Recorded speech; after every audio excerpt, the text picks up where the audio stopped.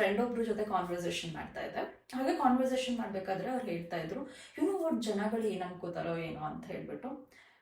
So ಅಂದರೆ ಯಾವುದೋ ಒಂದು ಟಾಪಿಕ್ ತಗೊಂಡು ಅದ್ರ ಬಗ್ಗೆ ಅವ್ರು ಡಿಸ್ಕಸ್ ಮಾಡಿದ್ದು. ಜನಗಳು ಏನು ಅನ್ಕೋತಾರೋ ಏನೋ, ಅವ್ರು ಹಂಗೆ ಅನ್ಕೋತಾರೆ ಹಿಂಗೆ ಅನ್ಕೋತಾರೆ ಅಂತ.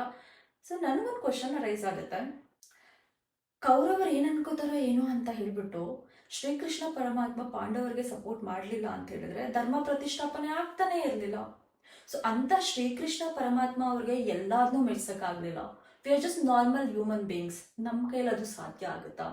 ಸೊ ಹಾಗಾಗಿ ಅವ್ರೇನು ಅನ್ಕೋತಾರೋ ಇವ್ರೇನು ಅನ್ಕೋತಾರೋ ಅಂತ ಒಂದು ಯೋಚನೆನಲ್ಲಿ ಇಡೀ ಜೀವನನ ಸಾಗಿಸೋದಕ್ಕಿಂತ ಯಾರೇನಾದರೂ ಅಂದ್ಕೊಳ್ಳಿ, ನಾನು ಕರೆಕ್ಟಾಗಿರೋ ಒಂದು ಮಾರಲಿ ಆ್ಯಂಡ್ ಎಥಿಕಲಿ ನಾನು ಕರೆಕ್ಟಾಗಿರೋ ವೇನಲ್ಲಿ ಇದ್ದೀನಾ, ನೀವು ಕರೆಕ್ಟಾಗಿರೋ ವೇನಲ್ಲಿ ಇದ್ದೀರಾ ಅಂತ ಹೇಳಿದಾಗ ನೀವೇನು ಅಷ್ಟೊಂದು ಥಿಂಕ್ ಮಾಡೋ ನೆಸೆಸಿಟಿ ಇಲ್ಲ. So stop thinking too much about it. So ನಿಮ್ಗೆ ಏನು ಅನಿಸುತ್ತೆ ಕಮೆಂಟ್ ಮಾಡಿ ಹೇಳಿ.